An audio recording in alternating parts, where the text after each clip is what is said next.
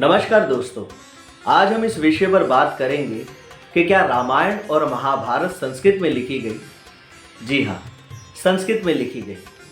लेकिन जो रामायण हमारे मन में है और जो संस्कृत में है, दोनों में बहुत फर्क है। हम लक्ष्मण रेखा की बात करते हैं और लक्ष्मण रेखा संस्कृत रामायण में नहीं है। तो जो रामायण हमारे मन में है वह है लोक रामायण, जो रीजनल भाषा में लिखी गई। हमारे देश में कई भाषाएं हैं, जैसे दक्षिण भारत में तमिल, तेलुगु, मलयालम, कन्नड़ इत्यादि।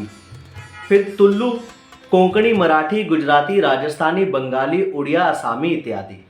इन सभी भाषाओं में कवियों द्वारा रामायण लिखी गई। उन्होंने अपनी ज़रूरत के हिसाब से रामायण की पूर्ण रचना की, संस्कृत का सीधा अनुवाद नहीं किया। तो रामायण एक ग्रंथ ना होकर एक परंपरा है। भाषाओं में रामायण है। हर भाषा में 20, 25 या 100 रामायण होते हैं। अगर आप पूछेंगे कि भारत में कितनी रामायण है, तो हम कहेंगे 300, 500 या 1000।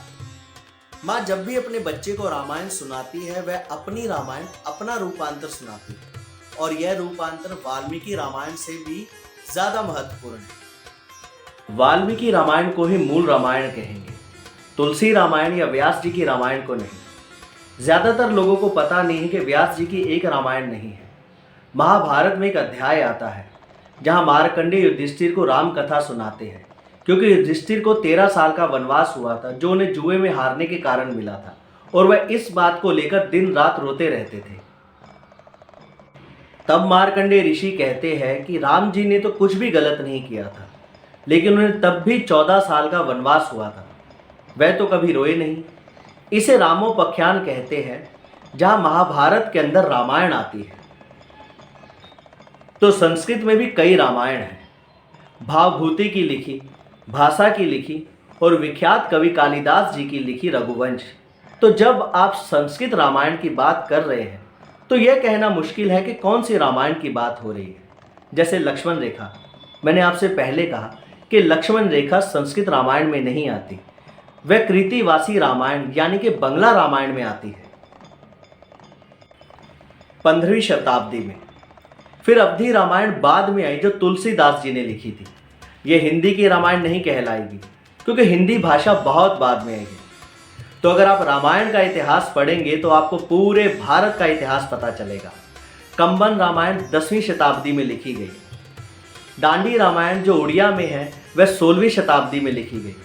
कृतवासी रामायण 15वीं शताब्दी में लिखी गई।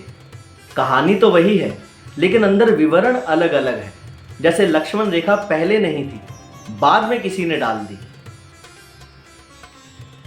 जैसे वाल्मीकि रामायण में रावण सीता जी को उठा के ले जाता है।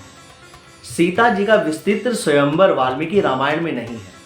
बस राम जी आते हैं, धनुष उठाते हैं, कमान तोड़ देते हैं और सीता जी से शादी कर रहे हैं। 400 से 500 साल पुरानी है। उससे पहले अलग अलग नाटक होते थे। बौद्ध धर्म में भी रामायण है, जहाँ स्वयं बुद्ध रावण को ये शिक्षा दे रहे हैं कि तुम ये बहुत बुरे काम कर रहे हो, इन सबको छोड़ दो, ये इच्छाएं त्याग दो। जैन धर्म में भी रामायण है, जहाँ श्री राम जी को पद्म कहा गया है। श्री राम जी को पद्म इसलिए कहा गया है क्योंकि वह बहुत सुंदर है। धन्यवाद हमारा ये वीडियो देखने के लिए। ऐसे महत्वपूर्ण और वीडियो देखने के लिए हमारे चैनल को सब्सक्राइब कीजिए। नमस्कार।